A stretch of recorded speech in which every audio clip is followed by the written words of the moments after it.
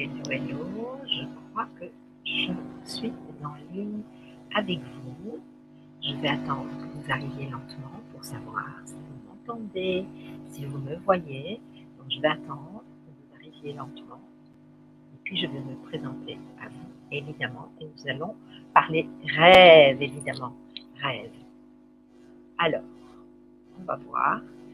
Est-ce que vous êtes là? Je vois que vous commencez à arriver, c'est bien. Est-ce que vous m'entendez? Est-ce que vous me voyez? Je ne sais pas qui est là. Faites-moi un petit coucou. Muriel, bonsoir. Je crois que tu vas aimer le sujet de ce soir. Comment vas-tu?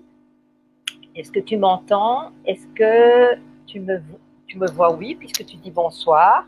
Donc, il est juste question de savoir si le son est bon. Et je vais commencer à me présenter à vous, pour ceux qui ne me connaissent pas, évidemment. Voilà, j'attends un petit commentaire. Bon, vous arrivez là. Vous arrivez. On va parler rêve, on va parler âme ce soir. On voit bien, on entend bien. Oui, ça va super. Eh bien, c'est magnifique, Muriel. Merci beaucoup de me le transmettre. Alors, pour ceux qui ne me connaissent pas, je m'appelle Danielle Gourevitch. Je suis experte en analyse de rêve et je suis auteure d'un ouvrage en 2 tomes. Je vous le présente. En fait, il faut que je le dirige bien vers la caméra. Et ça s'appelle « Avec le rêve, une vie de rêve ». C'est tout dire, comme j'y crois. Il a 2 tomes, en fait, parce que c'est toutes les lettres de l'alphabet. Vous pouvez le trouver en ouvrage papier, vous pouvez le trouver sur vos tablettes, c'est nettement moins cher, évidemment. Et en fait, c'est un ouvrage qui vous permet une gymnastique de l'esprit pour devenir autonome en matière d'interpréter vos propres rêves. En fait, j'aide les gens à réinventer leur vie grâce aux rêves qu'ils font la nuit. Et si ce n'est pas la réinventer, c'est peut-être l'analyser, décoder, dépasser des choses. Et je reçois évidemment en consultation en ligne ou en privé. Vous pouvez me joindre et demander évidemment une petite parenthèse juste pour vous si vous voulez parler rêve. Alors, du Québec, Isabelle, bonjour. Tu viens du Québec, donc c'est le bonjour et c'est pas le bonsoir comme en Europe. Est-ce que tu vas bien? Est-ce que vous avez passé de belles vacances? Est-ce que est-ce que le rêve a fait partie de votre été? En fait, dites-moi, racontez-moi les choses. Est-ce que le rêve fait partie de votre vie? Est-ce que vous vous rappelez de vos rêves? Est-ce que vous avez déjà reçu des messages qui ont permis d'aller de l'avant? Est-ce que vos rêves vous ont aidé, vous ont guidé? Donnez-moi des commentaires dans le chat, comme ça je pourrai développer les choses avec vous. De quoi est-ce qu'on va parler aujourd'hui?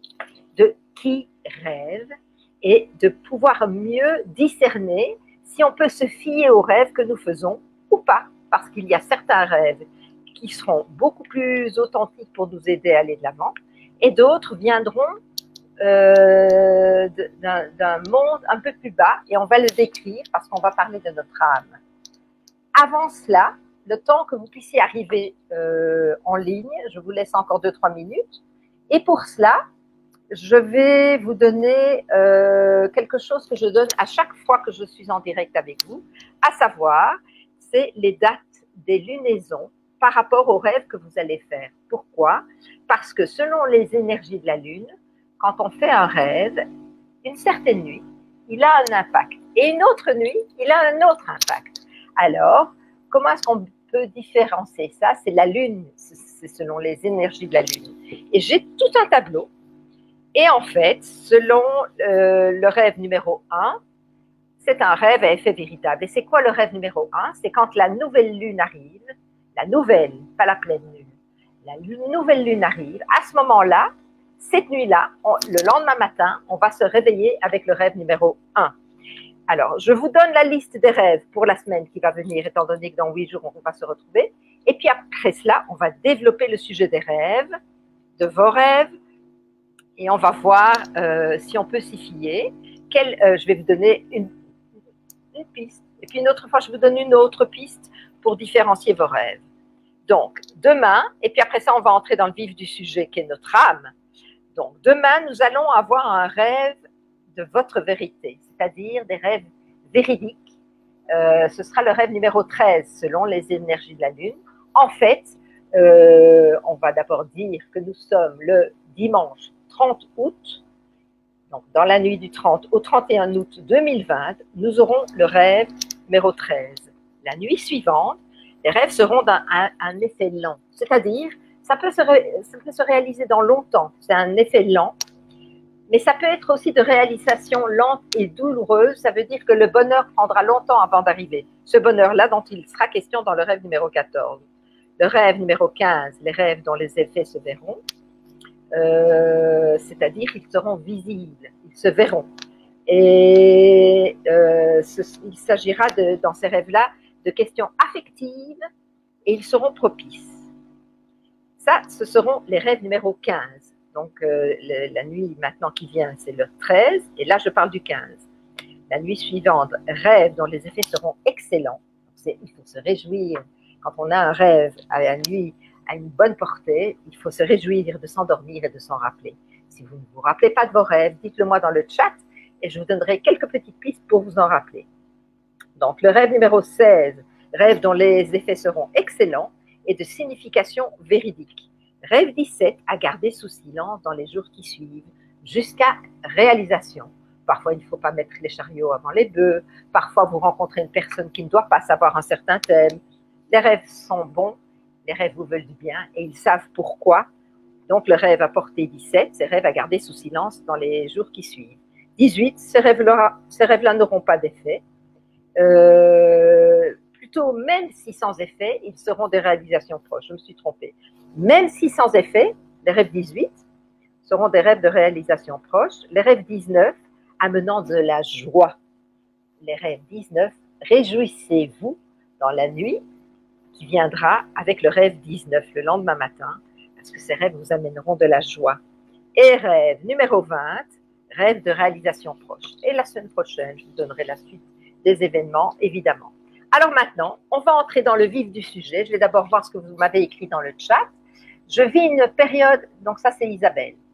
Je vis une période difficile, je rêve énormément, des rêves compliqués, j'ai toujours des difficultés et souvent à ma mère décédée. Ta maman vient te faire un petit coucou. Elle vient t'aider dans certains événements de ta vie selon le rêve que tu fais avec ta maman. En général, c'est positif. C'est un soutien du ciel. Oui, moi, j'ai eu un message magnifique. J'avais rêvé de mon père décédé. Je lui ai dit, mais est-ce que tu fais là, qu'est-ce que tu fais là? Tu n'es pas mort. Et là, il m'a répondu, non, je suis toujours avec toi. Je me suis réveillée hyper bien. Et voilà, je n'avais pas vu, Muriel, ton message. Et ça répond quelque part à Isabelle. Ce sont des rêves hyper positifs. Et quand un défunt vient dans un rêve, il vient vous donner des pistes. À savoir, peut-être que ça tombe et de travers, il voudra vous dire, va vite au cimetière, il y a quelque chose qui ne va pas. Bon, ça c'est pour lui, peut-être. Mais le rêve du défunt vient aussi vous donner des indices. À savoir, vous donner un conseil. Ne mange plus de sucre, tu vas voir, ce sera mieux pour toi, tu te sentiras mieux. Ou bien, moi, je ne mange plus de sucre. Ça veut dire, si le défunt vous dit quelque chose qui n'a pas de cohérence puisque c'est un défunt, et vous reportez ça à la première personne du singulier. Quand le défunt vous dit, moi, je ne mange plus de sucre, je sens que c'est mieux pour moi, vous le dites à vous-même. Donc, ça veut dire que je ne dois pas manger de sucre, même s'il lui dit ça à la première personne du singulier. Donc, les rêves où vos défunts sont rayonnants, ça veut dire qu'ils n'ont aucun souci à se faire pour vous. Ce que vous avez à vivre est devant vous est merveilleux. Donc, vous avez déjà un indice.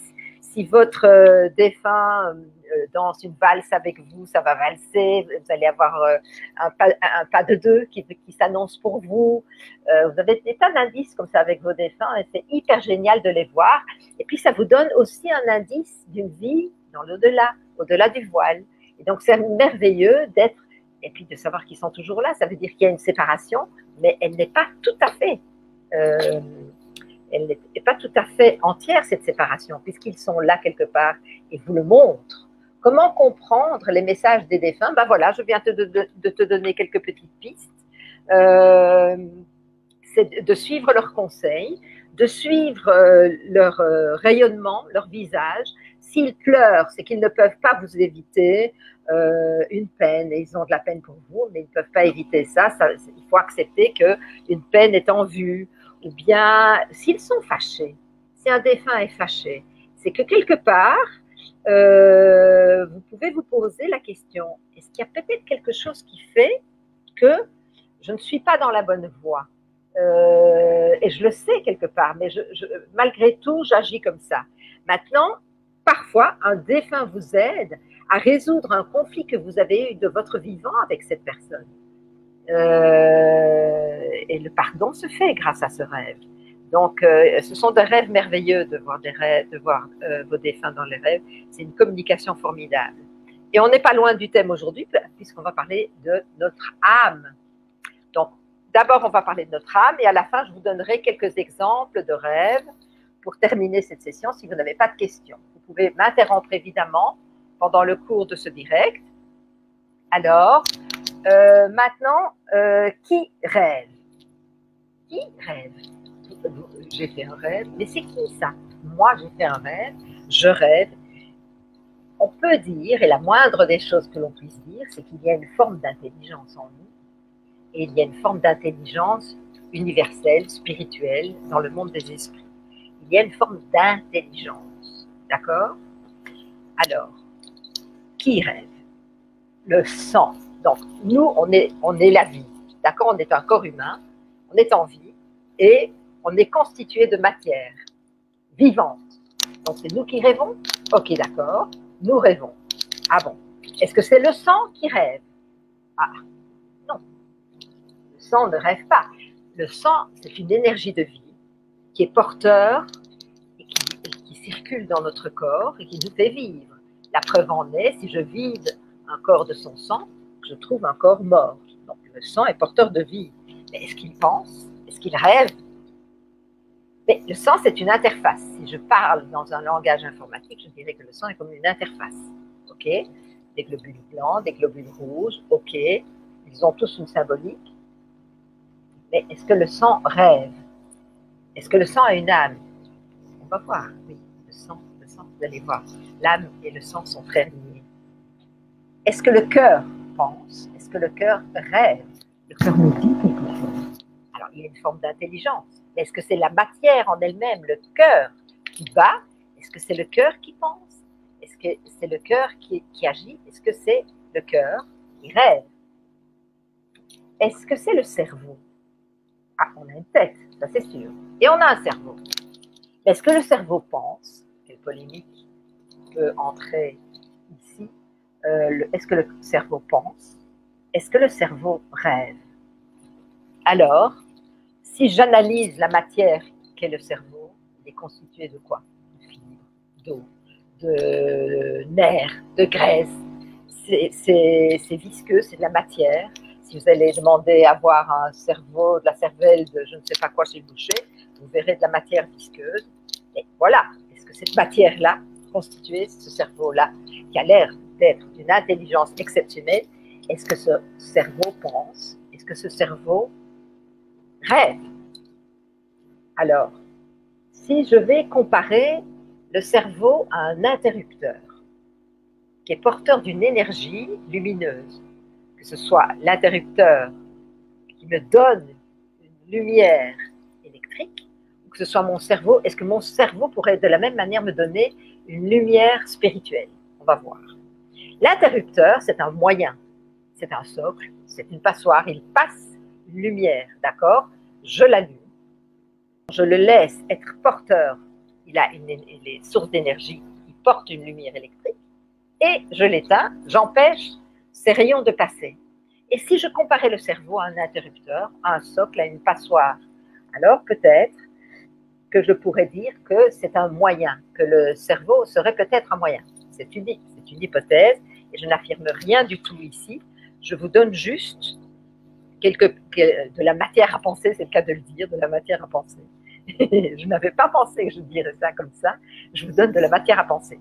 Alors, on a parfois une tête problématique. Oh, celui-là, il a une tête, il n'a pas la tête.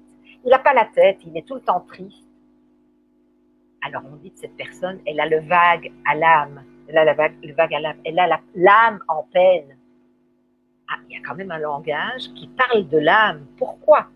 Il n'y a pas de hasard, et dans toutes les langues. Donc, l'âme. nous avons peut-être une âme. Mais c'est quoi une âme? Alors, l'âme est peut-être porteuse de cette vie qui permet d'animer tout cela. Et il est dit, selon nos sages, que nous avons 3 niveaux d'âme et même 5. D'accord? Les 2 niveaux supérieurs, pour les grands initiés qui rejoignent les cieux, qui rejoignent notre âme, quand elle n'est plus aussi, elle devient purement spirituelle. Donc nous avons 5 niveaux d'âme, et nous allons parler des 3 niveaux qui nous concernent, nous petits humains sur la terre. Tout simplement, nous avons 3 niveaux d'âme dans le quotidien. Et quel est le premier niveau? Si nous parlons du premier niveau de l'âme, où est-ce que ce niveau prend source? Eh bien, ce niveau d'âme prend source dans le foie. Qu'est-ce que c'est le foie? C'est un magma de sang coagulé, c'est un magma, et il s'avérerait que l'âme prendrait source dans cette matière, c'est dans les tripes, ce qu'on a dans les tripes, et ça s'appelle l'âme animale. Elle est statique, nefesh en hébreu. Platon appelait ça la soma. C'est une âme statique, animale. C'est ce qu'on a, c'est viscéral. Ça ne bouge, c'est viscéral, c'est comme ça. Hop, c'est comme ça chez moi. Mais c'est pour ça qu'on appelle ça une âme statique. Mais elle prend source où? Dans l'embryon, le bébé, dans le ventre de sa maman. À un certain moment, l'âme. Eh bien, dans ce magma de sang coagulé, le foie, elle prendrait sa source. Ok? Ce qui veut dire que le foie est une matière très très importante pour nos rêves. Pourquoi? Parce que si nous alourdissons ce foie, est-ce que nous pouvons alors nous fier à nos rêves? Pourquoi? Si je explique un peu la mécanique, quand je mange un cassoulet, comme je le disais, je vais bien m'alourdir, ma pense le soir avant d'aller dormir. Ouah! Est-ce que mon âme va pouvoir s'élever? Si mon âme prend sa source dans le foie, elle va être peut-être là, emprisonnée peut-être pas trop, parce que les nourritures dégagent des vapeurs, et par le conduit de nos veines, ces vapeurs vont monter dans notre cerveau. Oui, mais si tout ce magma de nourriture, de vapeur, de digestion qui se fait pendant que nous dormons, c'est quelque chose de négatif qui va engendrer des mauvais rêves. Faites le test quand vous mangez lourd et quand vous mangez léger, et vous verrez la différence de la portée de vos rêves.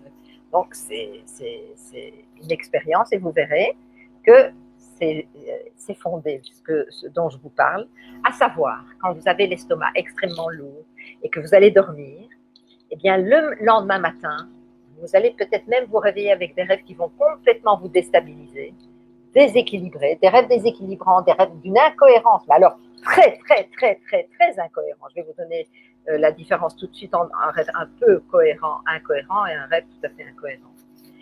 Et les cauchemars prennent leur source dans des rêves qui viennent d'un niveau assez bas, c'est-à-dire le foie, tout le système digestif était alourdi et nous n'avons pas eu une portée pour nos rêves assez facile. L'âme n'a pas pu monter, s'élever et nous ramener une information assez élevée. Alors, en fait, un cauchemar, c'est quoi? C'est un ensemble d'images qui est susceptible de nous alarmer. Et on se réveille dans un truc complètement effrayant, et on a peur de se rendormir dans ce rêve. Ça, c'est un cauchemar. Waouh, si je me rendors, je vais retomber dans ce scénario. Je ne vous parle pas d'un mauvais rêve où je pleure et ça m'annonce une grande joie. Parce que le mauvais scénario, une fois qu'on le décode, il retrouve toute la cohérence de notre vécu et ça peut être quelque chose qui nous est très, très heureux à vivre. Mais le cauchemar, c'est celui où on a peur de replonger dans le sommeil. On est complètement en sueur, on se lève effrayé. Eh bien, à ce moment-là, réfléchissez bien comment a été votre repas, comment a été votre nourriture, si la source de ce cauchemar ne vient pas d'une mauvaise digestion. C'est souvent le cas. OK? Donc, ça, c'est un exemple. Maintenant, je vous ai parlé que je vous donnerai des exemples de rêves hyper incohérents. Un rêve hyper incohérent, je vais vous donner un exemple. J'étais dans un avion qui roulait, dans un train, et on était à Tahiti. Tout d'un coup, on était à New York, dans une voiture qui était en fait un sous-marin.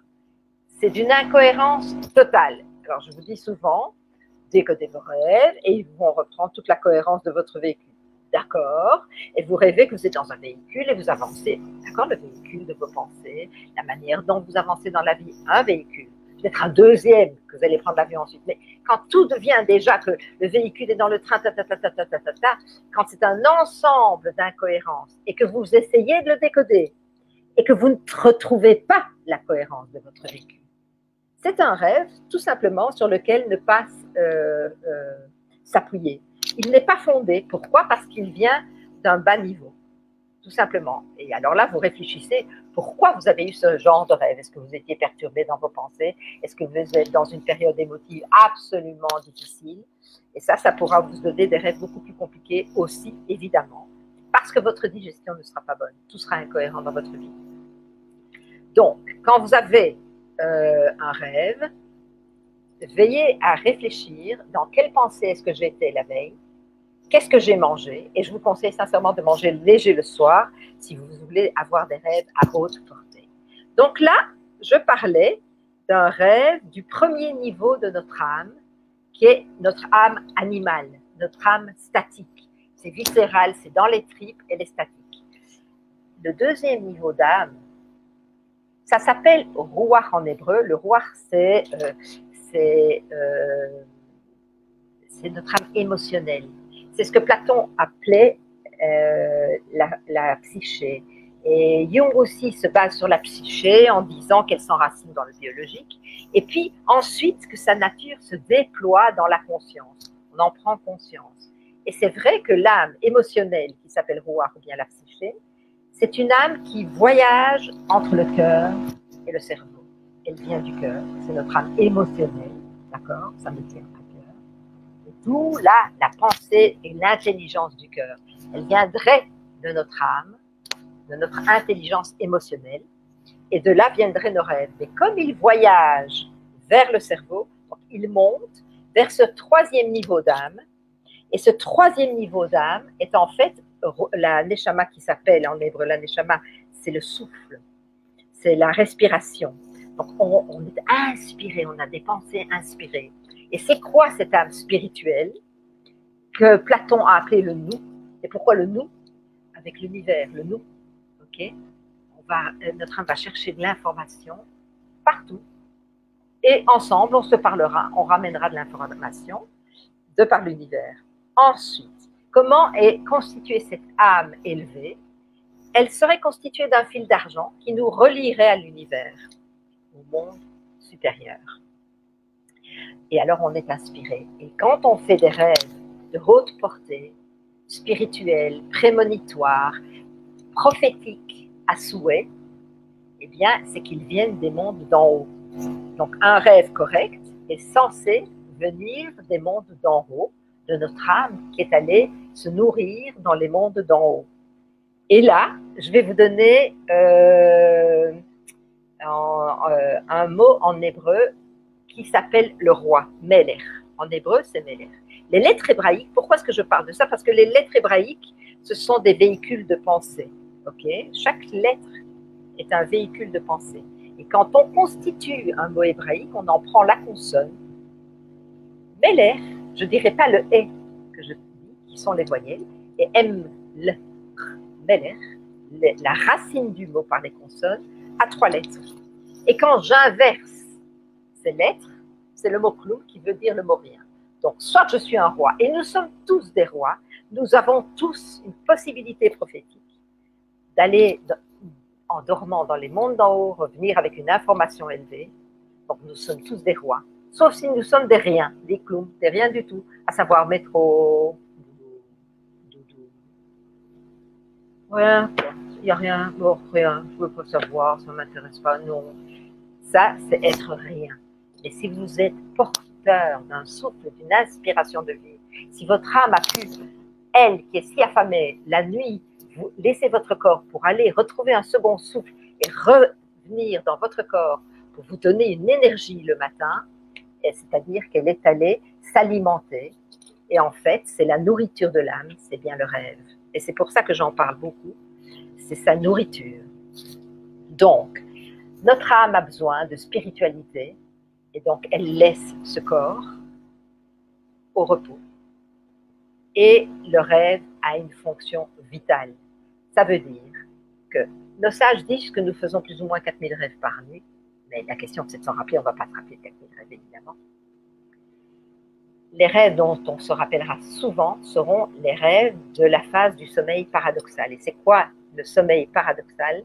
Le paradoxe, c'est que notre corps est complètement au repos, donc je parlais du corps complètement immobile, et au moment où l'âme va recueillir une information, elle va nous la transmettre dans cet interrupteur, dans cette passoire, dans ce socle, qui va agencer ça sous forme de scénario, susceptible de moins nous alarmer, d'accord? C'est notre langage et on va se rappeler du rêve. Donc, cette fonction que cette âme va chercher, la fonction du rêve, arrive souvent et beaucoup plus fort en phase de sommeil paradoxal. Et le paradoxe, c'est quoi? Le corps est au repos et l'activité cérébrale est très forte. Comment est-ce qu'on le sait? C'est que les paupières bougent. C'est ça le paradoxe. C'est que les paupières bougent et le corps est complètement inerte. Et là, on sait qu'on est en phase de rêve, le sommeil paradoxal. Et comment est-ce qu'on le sait? On a fait des expériences. Et comment est-ce qu'on sait surtout que c'est vital? On a fait des expériences sur des chats en laboratoire il y a très très très longtemps, heureusement d'ici. Et on a réveillé ces chats chaque fois que les paupières, et donc les chats s'endormaient, les paupières commencent à bouger, on réveille les chats, on les laisse se rendormir, ils se rendorment, on attend, ils arrivent en phase de sommeil paradoxal, par les paupières on peut le voir, on les a réveillés, on les a laissés se rendormir, une fois, deux fois, trois fois, etc. Les chats sont morts. Le rêve, c'est vital. La question, c'est de s'en rappeler. Donc, on apprend à s'en rappeler. Pour certaines personnes, c'est très facile, ils se rappellent de ces rêves. Dites-moi dans le chat si vous ne vous en rappelez pas, et je vous en donnerai quelques pistes pour vous aider à vous en rappeler. Parce que la phase la plus sensible est le moment où on se réveille. Il faut dompter ce petit moment-là, rester dans le rêve pour bien s'en rappeler. Et ça, on se conditionne le soir avant de s'endormir pour s'en rappeler. Donc, quand je disais que le rêve est la nourriture de l'âme, elle a fondamentalement besoin de se nourrir spirituellement. Je vais vous donner un exemple. Achetez une villa, une belle piscine, une Cadillac, installez-vous dans votre villa. Hello Daniel, bonjour, j'espère que tu vas bien et que tes rêves vont bien. Alors, installez-vous dans une villa avec une belle piscine et vous avez une Cadillac, vous avez tout ce qu'il vous faut. Au début, c'est triqué, c'est super et votre âme se réjouit. Et puis, tant qu'il n'y a rien d'autre, votre âme a besoin de plus. Elle a besoin d'un nouveau souffle de nouveau, une nouvelle idée, une nouvelle inspiration, une nouvelle envie. Elle a besoin de vous avertir de certaines choses, que vous ne fassiez pas des bêtises, puisque nos rêves nous veulent du bien, ils sont là pour nous protéger, nous aider à dépasser certains scénarios. D'accord? Donc, la villa, et peut-être que la Cadillac, c'est pas ça qu'il faut à votre âme, elle a besoin de dormir. Maintenant, est-ce que quand vous prenez du vin, quand vous prenez des somnifères, et que vous dormez beaucoup, est-ce que vous ne vous levez pas encore un peu plus fatigué? Parce qu'on ne dit pas souvent, plus tu dors, plus tu vas être fatigué. Preuve en est, si vous faites beaucoup de rêves, ça vous réveille la nuit, encore un rêve, vous vous rendormez, encore un rêve, vous vous en réveillez, vous vous rendormez.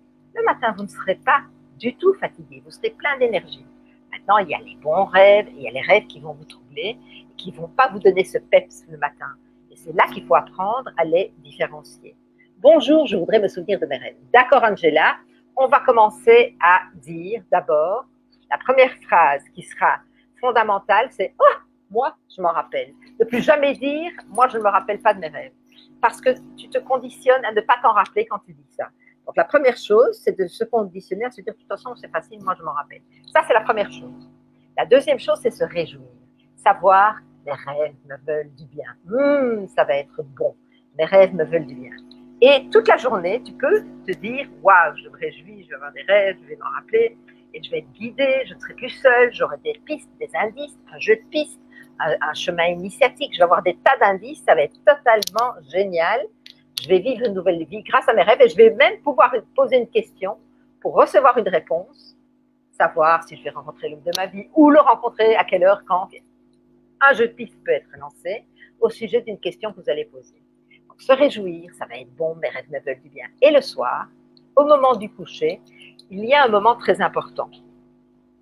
c'est d'apprendre à se réjouir et de dompter ce moment où on s'endort.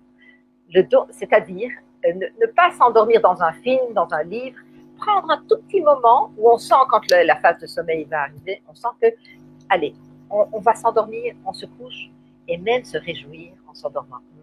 Ça va être bon, je vais me rappeler. Ça va être bon. Je me permets de me rappeler de mes rêves. Je me permets de me rappeler mes rêves. Et le moment où tu vas te réveiller sera mieux contrôlé, puisque au moment où tu te seras endormi, ce moment-là conditionnera le réveil. Et si tu as préparé un dictaphone ou si tu as préparé un bloc-notes, rester dans le rêve le matin et rester dans le scénario, le revisionner depuis le début jusqu'à la fin. Le début, de quoi est-ce qu'on m'a parlé ici et toute l'histoire. Ne pas penser à ce moment-là, je dois mettre le café en route. Non, non, non, non. Rester dans le rêve. Ne pas revenir directement sur Terre. Non, rester dans le rêve. Et à la limite, le réveil matin est rédhibitoire pour le rêve. Le réveil matin, c'est terrible. Donc, si vous devez vous réveiller avec un réveil matin, je vous conseille d'arrêter et de vous conditionner à vous réveiller un quart d'heure avant l'heure nécessaire. Et je vous assure que ça marche. Moi, je me permets de me rappeler de mon rêve et de toute façon, je serai réveillée à 7h moins le quart. Je serai réveillée. Je me le permets. Et conditionner le moment où vous basculez dans le sommeil, vos matinées seront de rêve. Si ça n'est pas clair, j'élargirai le sujet, évidemment. S'endormir en écoutant les énergies en ses cellules. Oui, c'est déjà intellectualisé ça. Et tu écoutes plus les énergies de tes cellules que tu te réjouis d'un scénario que tu vas vivre.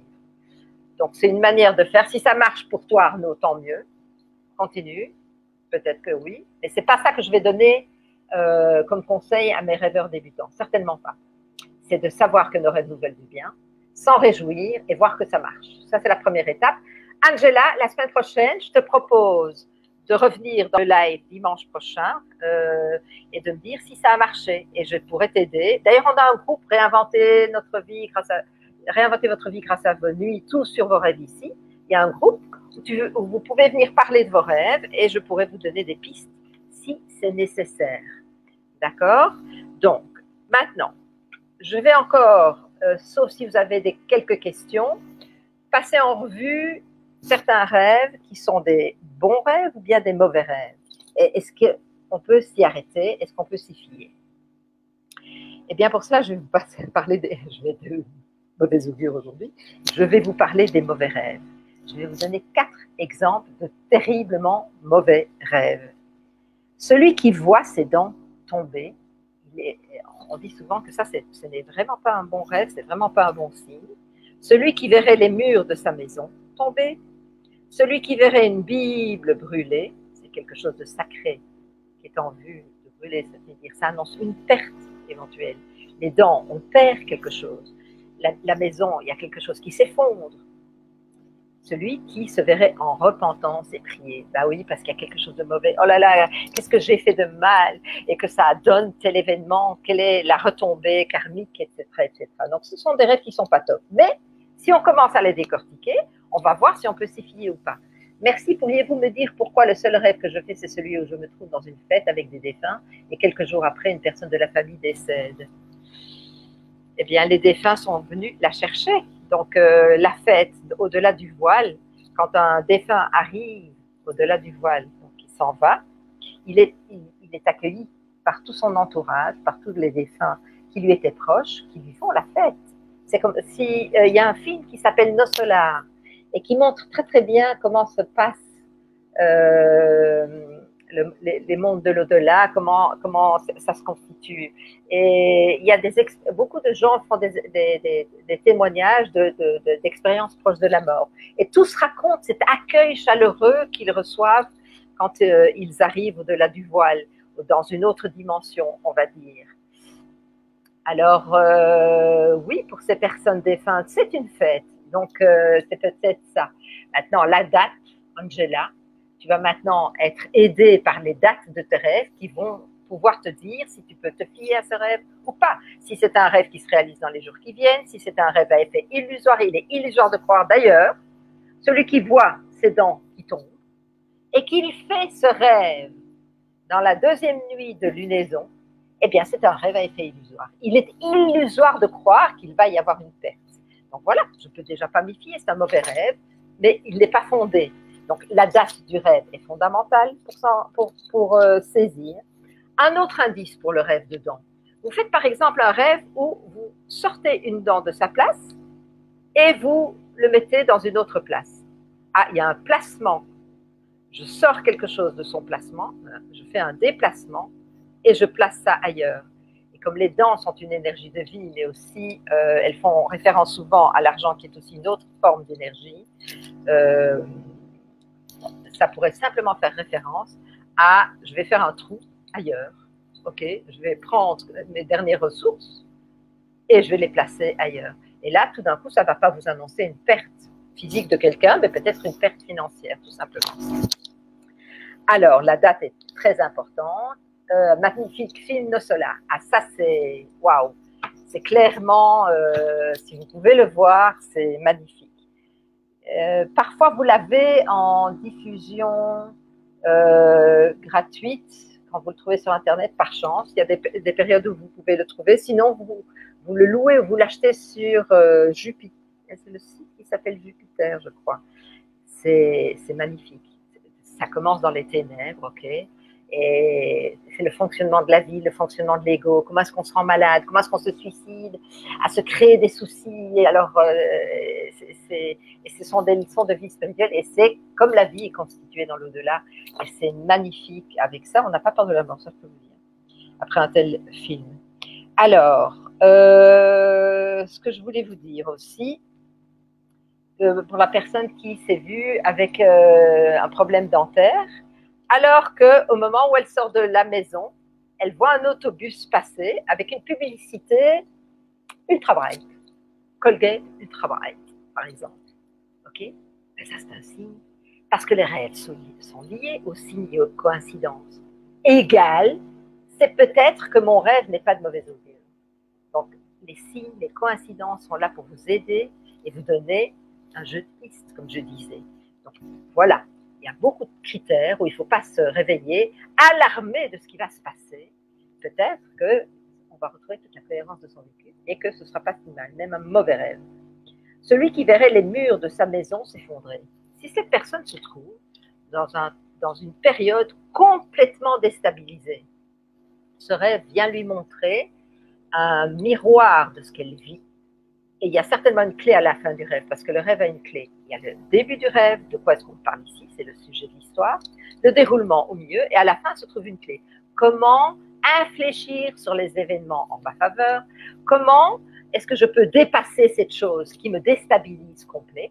Et peut-être qu'à la fin du rêve, de voir la maison avec les murs qui s'effondrent, il y aura une clé qui fera que je pourrai dépasser cette période qui me déstabilise tellement. Et si je suis dans une bonne période, et si le rêve est un indice par rapport aux lunaisons, peut-être qu'effectivement, ça annonce une perte, que la maison va être déstabilisée, va s'écrouler, ce ne sera plus les mêmes fondations pour la maison. C'est possible. Celui qui verrait une Bible brûlée, oui, c'est quelque chose de sacré, c'est souvent pas top. Celui qui se voit en repentance et prier, c'est peut-être un indice qui vous donne, peut-être un indice, pour ne pas avoir quelque chose de mauvais augure, peut-être suivez cette piste. Donc voilà, alors j'ai encore 3, 4 petits détails à vous donner pour voir aujourd'hui, ce sera les pistes que je vous donne aujourd'hui, à savoir, si vous faites 3 fois le même rêve, 3 fois le même rêve, égale ça le renforce. C'est un rêve sur lequel se fonder, d'accord?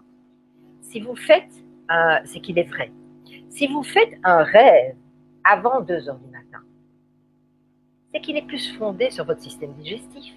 Il est moins fondé sur la rosée du matin, la spiritualité qui vous arrive, la miséricorde qui arrive du ciel. Donc ça veut dire que plus votre rêve est au réveil le matin, plus il vient d'un monde élevé. Il est au milieu de la nuit, il vient probablement du milieu de la partie émotionnelle. C'est peut-être un rêve d'une psychanalyse accélérée à faire, c'est un rêve à analyser, est-ce que l'autre c'est moi? Donc, est-ce que c'est mon émotion qui me parle? Est-ce que j'ai mal dans mes tripes? Vos rêves vous donnent des indices, évidemment. les rêves et les lunaisons. Au début, si tu reviens, tu étais peut-être pas là au début, Arnaud, j'ai parlé des lunaisons au début de cette diffusion. Donc, quand ce sera fini, tu pourras rebobiner et je te parle et tu vas voir de quoi je parle. Parce que les rêves ont une signification différente d'une nuit à l'autre, un autre impact quant à l'interprétation des rêves, selon les énergies de la lune. Mais j'en parle au début parce que demain, ce sera un rêve à effet véritable. Il y a des rêves à effet illusoire, des rêves à effet heureux, etc. J'en parle au début de la diffusion. En troisième indice, si un ami rêve pour vous, il vous dit, voilà, j'ai rêvé de ça pour toi, oh là là, c'est fié.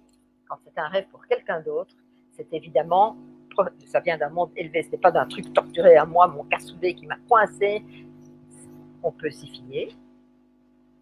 Donc, la majorité des rêves à basse portée sont souvent véhiculés par les pensées qu'on a eues la veille. Donc, quand vous vous réveillez, non, sorry, il n'y a aucun souci, hein, tu peux pas, tout le monde arrive à un certain moment, s'en va, revient, etc. Il n'y a pas de souci. D'ailleurs, la majorité de nos auditeurs arrivent quand c'est quand c'est pas en direct. J'ai parfois 1000, 1500 vues, et alors ici on est 10, et puis tout d'un coup j'arrête la vision en direct, et puis on est très très très nombreux à le voir. Donc il n'y a aucun souci. Donc ce que je disais, c'est que la majorité de nos rêves, qui sont de basse portée, ce que j'appelle de basse portée par rapport à un niveau d'âme, il faut réfléchir à ce qu'on a mangé et ce qu'on a pensé la veille. Et si c'est un rêve, quand on l'interprète, et il a une portée psychanalytique, psychologique, comment me dépasser, c'est souvent un rêve qui vient de notre âme émotionnelle et de notre âme spirituelle. C'est souvent un rêve à effet prophétique ou un rêve d'avertissement. Voilà comment les différencier. C'est mes petites pistes pour aujourd'hui, pour le retour au rêve. Est-ce que vous avez encore des questions à me poser? Je suis là, encore en ligne de 3 minutes. En tout cas,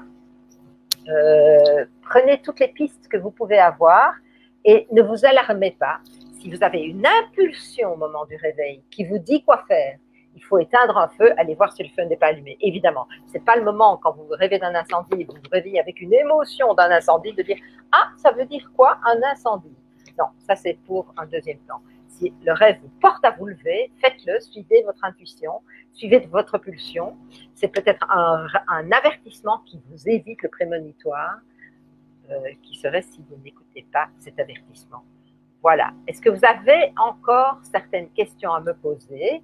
Et sinon, je serai là, évidemment, la semaine prochaine, à la même heure. Vous pourrez me voir en direct ou en différé. Je vous souhaite en tout cas des rêves à n'en plus finir. Vous pouvez me rejoindre sur notre groupe, sur notre page. Vous pouvez demander une consultation privée. Et nous avons également des formations pour donc des sujets de vos nuits. Je vous souhaite des rêves à n'en plus finir. Célébrez bien la magie de vos nuits parce qu'elle va vous donner de la magie dans votre vie. Je vous souhaite de beaux rêves et à tout bientôt. Au revoir, au revoir, au revoir.